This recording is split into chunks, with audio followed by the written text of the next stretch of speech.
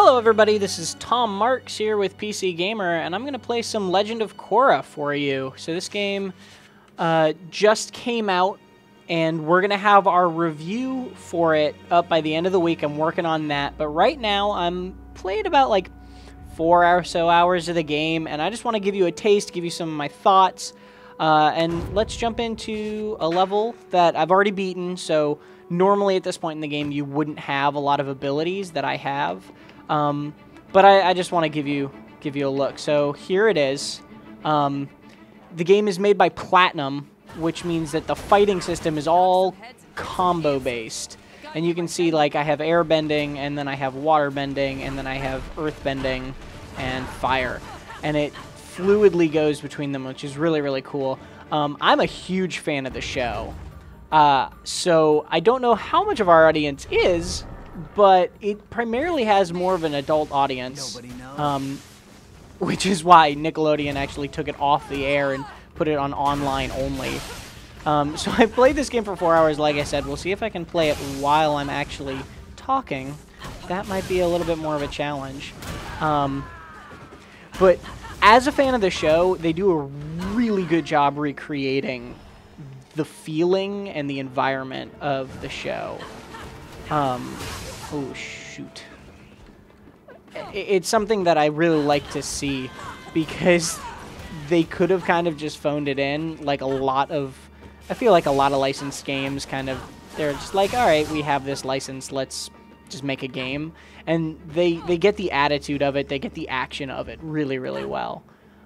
There's a lot of these secrets and collectibles. Like, this is a chest I haven't unlocked yet, because the point I played this level originally, I didn't have water bending.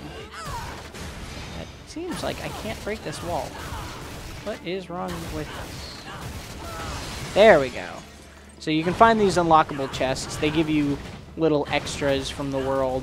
So like there, I got a little koi from the show. That's actually from Avatar, so there's a lot of callbacks to the original series as well.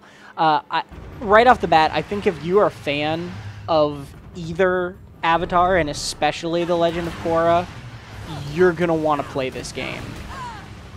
It is that much fun. It really feels a lot like the show, and it feels a lot like the attitude they're going for. Like, I'm fighting chi blockers right now, and I don't want to give away the story, because although it's a little thin, I'm not going to lie, the way that they present the story. It takes place in the 2-week period that separated Season 2 and 3, and right now the show's on Season 4. And so it is canon, I suppose, at least within the world. So that's really cool, like, that they got to just tell this new story that, you know, nobody has ever heard of in the Avatar world yet. Like, we don't know what happened in those 2 weeks, and now they're telling that, which I like. One of the things you'll notice is I've basically been fighting the same type of unit so far, these chi blockers. There's a couple different colors, which are a couple different variants, but that's one of my biggest complaints so far with the game. Like I said, this isn't my full review. I don't know how the whole game is going to go, but there isn't a lot of variance in the people you fight, and it gets mixed up every so often. But there's these great characters from the show, like, if anybody is a fan, Shady Shin is in it, and Two-Toed Ping. But while they got the voice actors of, like, all the main people, they didn't get those correct voice actors, and that just sticks out like a sore thumb when everything else is really, really well done and really faithfully done. And then they use those guys as, like, you know, they use them multiple times. They just recolor them when they're harder. So, like, Shady Shin becomes blonde when he's, like, the harder version of himself. And that's really kind of lame. Just straight up. It takes you out of the game if you're a fan of the show, and it takes you out of that world. And if you're not a fan of the show, then you probably won't notice it. It's just what brawlers do. They recolor enemies, right? Oh, come on. Stop guarding. There's a lot of dodging and countering and comboing. To give you an idea of my controls, I'm doing left click for the basic attack and then right click for my big attack, and you can charge those attacks up. And then it's shift to dodge.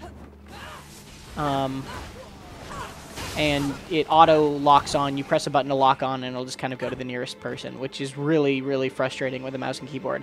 For the most part, the controls with a mouse and keyboard are fine, but they can be excruciating at points. Especially the targeting is really, really frustrating. At the beginning of the game, they give you, like when you first load it up, every time they load it up, it gives you a little message that's like, you should really be playing this with an Xbox 360 controller. I know that it's a PC game, but you really should play it with a 360 controller, and it shows. I played it with a gamepad. Man, this thing is not going. I played it with a gamepad, and it did run, like, it just felt better to play. This game was made for consoles, and it shows. At the end of the video, and you can jump there now if you want to, at the end of the video, I'm going to open up the menu screen, and we'll take a look at the graphics options, which you can see are limited. It feels a lot like they phoned in the port of the game. It runs perfectly. I want to make that clear. Like, performance-wise, the game runs great on PC. It doesn't have any issues there. But controls-wise and graphics options-wise, it's pretty embarrassing, actually, how bad the options are and how limited it is. Something I keep forgetting about this game, and maybe I need to consider this more as I go into the final review, is that it is $15 on Steam, which is significantly cheaper than I expected it to be. I thought it was going to be a full-price game, and if I paid $60, $50 for this, I'd probably be a little, I don't know, upset, but it would feel a little light on content. But for $15, if you're a fan of the show, I don't see a reason why you wouldn't want to buy this game. So there they are. There's Shady Shin and Two-Toed Ping and people like that. So now you get to see me fighting actual benders, which is a joy. But so far in the game, these are the only benders I've fought, just reused multiple times. I'm going to use airbending because it's really good at dealing with lots of people. These guys are really not nice.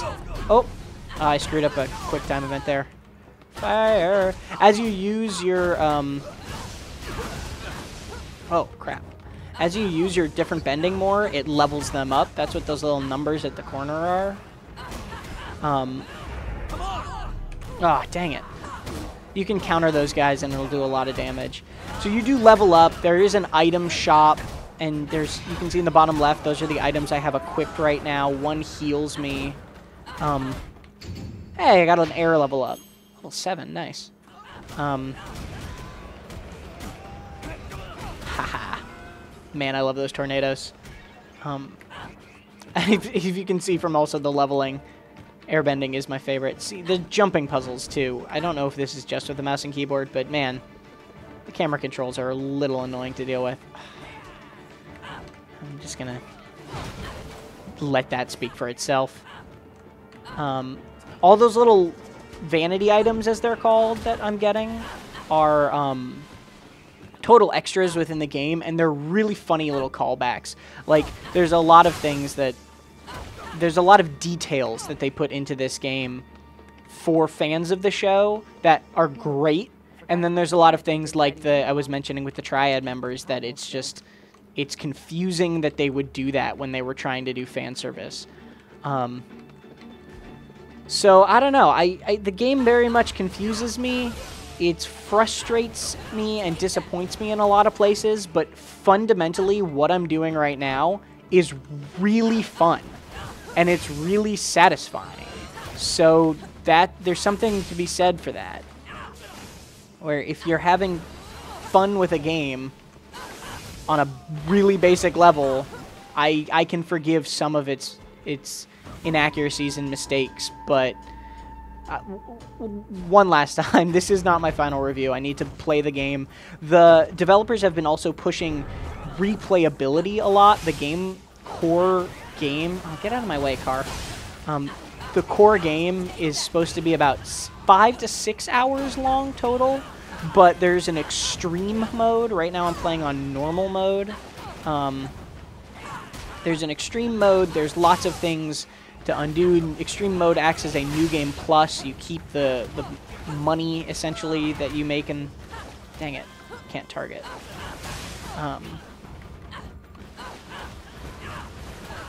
There we go. You keep the money that you made in your first playthrough, so they're really encouraging you to play it at least twice through.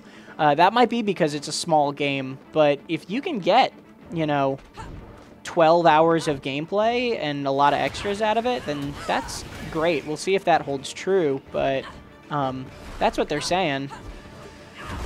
Oh, come on. I'll go some earthbending. I haven't shown off earthbending yet. Probably because I'm getting my butt kicked with earthbending. My least favorite bending right now is actually firebending.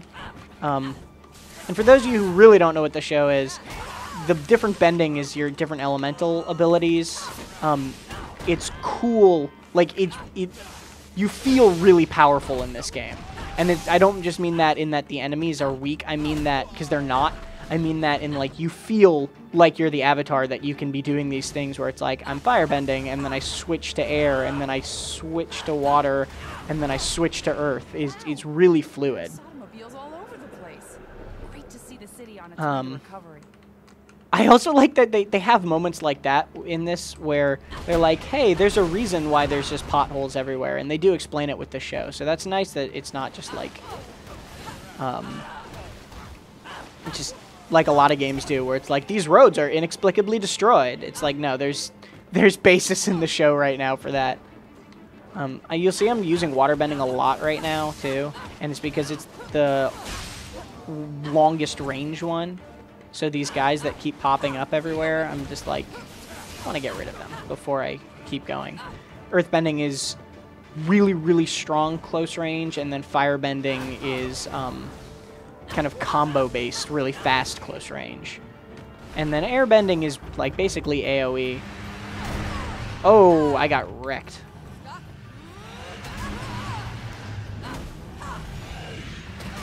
Oh man, I gotta heal. I'm trying to do something fancy, and it's not working. It's not working whatsoever. There we go. You can do this air combo if you do it right, which I unfortunately was not doing it right a million times. All right. Mega tank. Cheap blockers and triads are bad enough, but now a mega tank too? So here I can show off part of the games. Like, I just blocked that, but if I do the combo, you'll see combos are a big part of actually... There you go. Or that's a counter, excuse me. It's a big part of actually defeating bosses is these counters, because that did a huge amount of damage. Oh, no. Korra, I think I figured out how to get your earthbending back. So at this point in the story, you'll hear Jinora talking about, oh, you need your earthbending, but I've already done that, so I have to do these counters again. That's kind of frustrating. So for a second playthrough, that's a really kind of annoying thing to me, is that they're making me get my earthbending back, even though I've already have it. And now I have to kind of arbitrarily perform these counters. This I don't like. Oh, the fire looks really good. The art in general, I'm just really pleased with the game. Like, some of the environments start to look a little bland eventually, but once you start recognizing the repeating. But the cel-shaded graphics were, a really good way to go for the game. And it feels and looks and sounds like the show. The sound in general, I'm just really happy with how the game sounds. The music, the sound effects, all of that, they're really, really good. But once again, you'll see it's kind of repetitive. The item, by the way, the reason I'm healing, normally I wouldn't be doing that, but I bought this item. I saved up enough and I got this item that heals me because health is a hard thing to come by. I wonder what the airbending counter looks like. I think I've done an airbending counter. Let's do that. I hate these things. You can't counter electric attacks, by the way, if anybody is confused why I'm not doing that. And the thing is also, if you end up charging, so I'm going to... Oh. I unlocked Earthbending again. I can earthbend again. I'm going to charge up. Now my fire attacks are going to do a lot more damage. Whoa. I'm just going to stick to airbending because the combos with it are so good.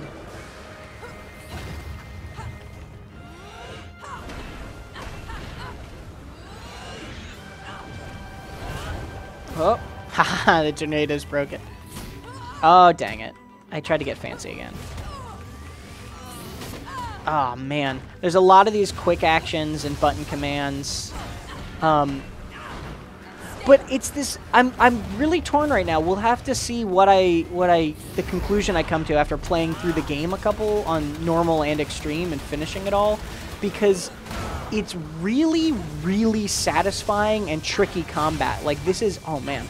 This is me after playing it a lot, having learned these combos and fought this enemy a lot, right? But, at the same time, I fought this enemy a lot. Like, I've done this a lot. It has that kind of Dynasty Warriors vibe of you got to be okay with doing something that a lot of people would find really repetitive. And if you're not okay with that, then this game probably isn't for you. But it's really fun, and if you're a fan of the show, the experience for $15 of getting this kind of depth and playing as Korra, you're not going to find a better... I don't think there would be a better licensed game right now, you know, at least, and not for the foreseeable future. They have some, I think, Flash games on the Nickelodeon channel, and those aren't exactly what people are looking for when they want to play a Korra game or an Avatar game in general. This, I have to commend it, though, that they did do a really good job of making it feel like the show and making it feel like you are the Avatar.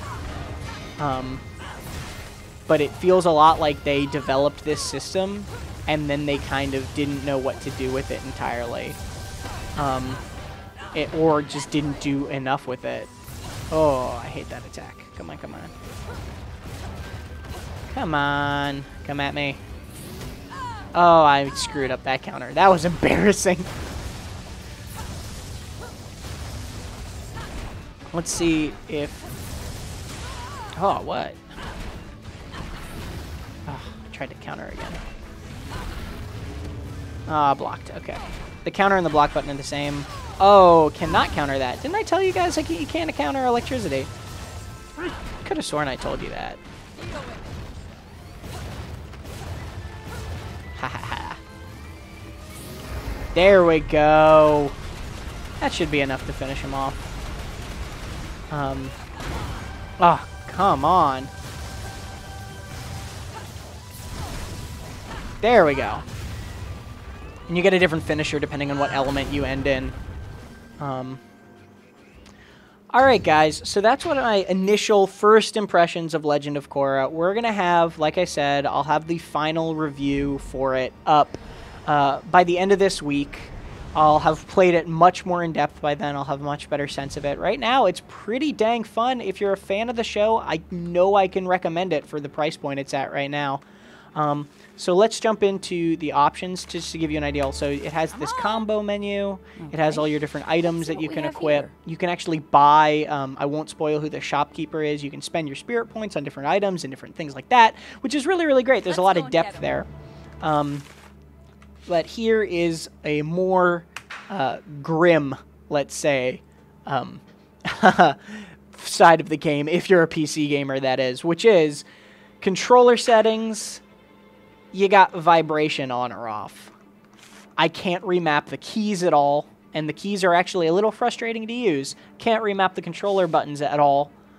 Camera settings, you have invert, y-axis, x-axis, and sensitivity, which is basically mouse sensitivity because your mouse moves the camera.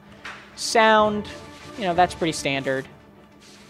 Display, and this is the one everyone's going to be really disappointed by, the game is capped at 1080, and your graphical quality choices are normal or smooth, and that's kind of all you've got. And every time you change the resolution, it automatically adjusts it without warning you and without letting you pick the right one, and you can do normal or smooth, and it's 1080, and that's all you get.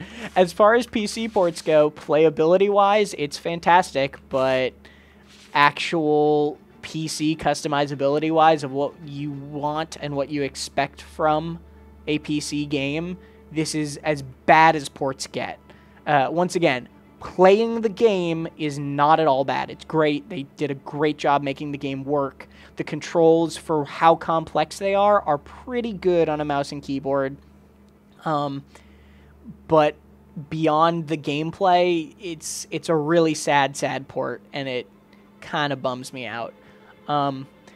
That's what I think right now of my first impressions of Legend of Korra. Look for our final review by the end of the week, and thanks so much for watching, guys.